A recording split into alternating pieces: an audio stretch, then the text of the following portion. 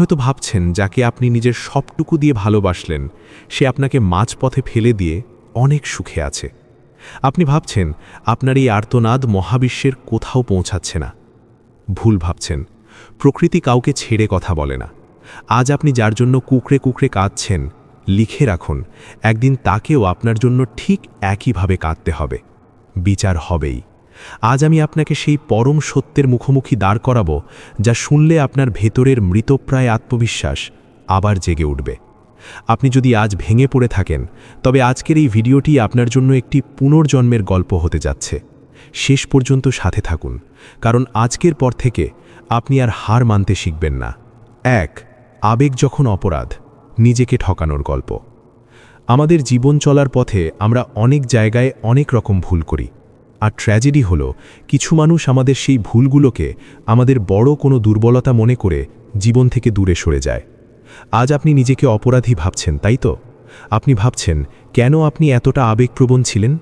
আসলে আপনি ভুল করেননি, আপনি অপরাধ করেননি, আপনি শুধু ভীষণভাবে আবেগপ্রবণ ছিলেন। কিন্তু সত্যটা হলো আপনি আবেগে তাকে নয় বরং নিজেকে ঠকিয়েছিলেন। আপনি তার স্বপ্নগুলোকে সাজিয়ে দেওয়ার জন্য নিজের তিলে তিলে গড়া স্বপ্নগুলোকে চুরমার করে দিয়েছিলেন। তাকে ভালোবাসার অপরাধে আপনি নিজের কাছেই নিজে ছোট হয়ে গিয়েছিলেন।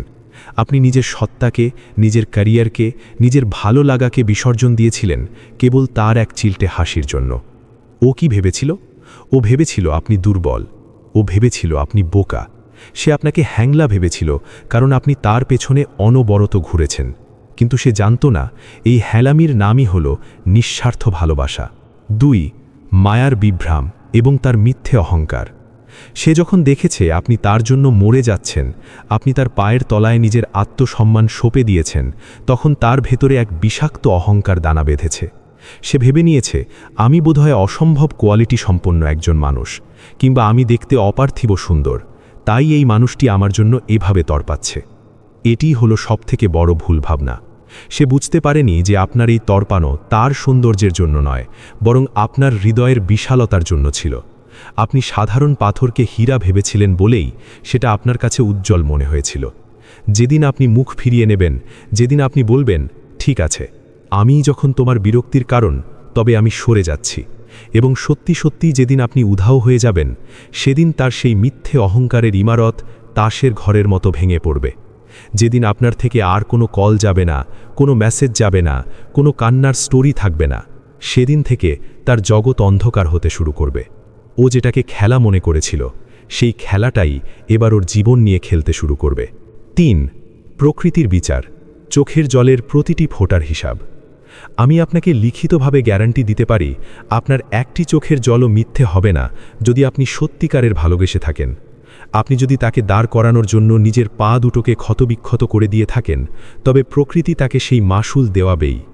হয়তো আজ নয়, হয়তো কাল নয়, কিন্তু একদিন বেলায় অবেলায় কোনো এক নির্জন জানালায় একা বসে সে ভাববে কেউ একজন ছিল যে আমার জন্য সবটুকু উজাড় করতে পারত। কেউ একজন ছিল যে আমার জন্য স্বপ্নের প্রাসাদ বানাতে পারত, কিন্তু আমি তাকে তুচ্ছ তাচ্ছিল্য করেছি। এই যে রিগ্রেট বা অনুশোচনা, এটি হলো পৃথিবীর সবথেকে বড় শাস্তি। চাবুক মারলে ক্ষত শুকিয়ে যায়, কিন্তু অনুশোচনার আগুন মানুষকে ভেতর থেকে ভস্মীভূত করে। তাকে কাঁদতেই হবে, কারণ পৃথিবীতে অকৃত্রিম ভালোবাসার বড্ড অভাব।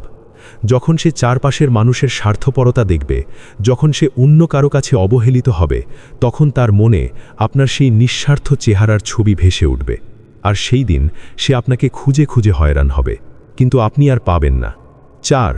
অপেক্ষার ফাঁদ বনাম নিজেকে গড়ে তোলা। অনেকে বলে, দাদা, আমি কি তাহলে ওর জন্য অপেক্ষা করব?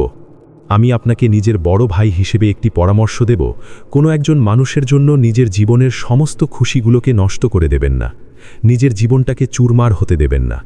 হ্যাঁ, আপনি যদি অপেক্ষা করেন, তবে একদিন তাকে আপনার জীবনে ফিরতেই হবে। প্রকৃতির নিয়মে সে আপনার কাছে ক্ষমা চাইতে আসবেই, কিন্তু ততদিনে আপনি কি আগের সেই ভেঙে পড়া মানুষটিই থাকবেন? না, আপনাকে নিজেকে তৈরি করতে হবে।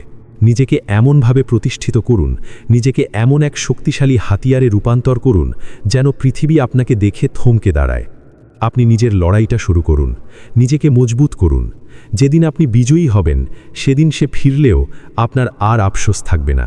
কারণ ততদিনে আপনি নিজের হাত ধরে নিজেকে অন্ধকার থেকে টেনে বের করতে শিখে গেছেন। যে মানুষ নিজের হাত ধরে হাঁটতে শেখে তাকে পৃথিবীর কোনো ঝড় আর ফেলে দিতে পারে না। আপনি যখন জয়ের গল্প লিখবেন তখন আপনার এই পরাজিত জীবনের স্মৃতিগুলো ফিকে হয়ে যাবে। 5. স্মৃতির পরিবর্তন। যখন আপনি ভুলবেন তখন সে মনে করবে। একটি অদ্ভুত বিষয় খেয়াল করবেন, আজ আপনি তাকে মনে করছেন বলে আপনি কাঁদছেন, আর সে আপনাকে ভুলে আছে বলে হাসছে। কিন্তু যেদিন আপনি তাকে পুরোপুরি ভুলতে শুরু করবেন, প্রকৃতির সেই মুহূর্ত থেকে তার মনের দরজাগুলো খুলতে শুরু করবে। যেদিন আপনি নতুন সূর্যোদয় দেখবেন, যেদিন আপনি নিজের কাজে ব্যস্ত হয়ে যাবেন, ঠিক সেই দিন থেকেই আপনার স্মৃতিগুলো তার মনে ফেঁপে ফুলে উঠতে শুরু করবে। আপনার চোখের জলগুলো ধামাচাপা পড়ে যাবে আপনার সাফল্যে, আর সেই চোখের জলই তার জীবনে বৃষ্টির মতো ঝরতে শুরু করবে। এটিই হলো প্রকৃতির পরম ন্যায় বিচার। পাপ বাপকেও ছাড়ে না। আজকে সে আপনাকে যে কান্নার জলে ভাসাচ্ছে, সেই জলেই একদিন তাকে পিছলে পড়তে হবে। সব দিন কারো সমান যায় না।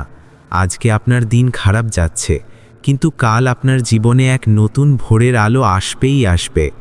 আপনি আবেগে নিজেকে ভাসিয়ে দিয়ে ছোট হননি, বরং আপনি আপনার মহানুভবতা প্রমাণ করেছেন। আজ সে অবহেলা করতে দিন, কিন্তু এই অবহেলাই একদিন তার গালে সবথেকে বড় চড় হয়ে ফিরে আসবে। বন্ধুরা, জীবন কোনো ছোট গল্প নয়, এটি একটি মহাকাব্য। আপনার এই চ্যাপ্টারটি হয়তো বিষাদে ভরা, কিন্তু পরের চ্যাপ্টারটি আপনার সাফল্যের গল্প দিয়ে সাজানো। নিজেকে হাতিয়ার করুন, নিজের স্বপ্নের ওপর কাজ করুন। যে দানন নিজের ভেতর, এমন এক জায়গায় নিজেকে নিয়ে যান যাতে সে যখন আপনাকে দেখবে সে যেন নিজেকে সবথেকে ক্ষুদ্র অনুভব করে। আপনার বিজয়ই হবে তার সবথেকে বড় পরাজয়। ভালো থাকুন, হাসি মুখে থাকুন। আপনার পরাজয়ের গল্পগুলো একদিন ধুলোর মতো উড়ে যাবে। আপনি লড়াই করতে শিখে গেছেন, আর যে লড়তে জানে সে কোনো দিন হারতে পারে না। আপনার জয়ের গল্প দেখার অপেক্ষায় রইলাম। যেদিন আপনি সফল হবেন সেদিন এই কথাগুলো আপনার কানে বাজবে। আপনি বিজয়ী হবেনই, এটিই মহাবিশ্বের বিধান। ভালো থাকুন, ভালোবাসায় থাকুন এবং নিজের লড়াইটা চালিয়ে যান। অনেক ধন্যবাদ।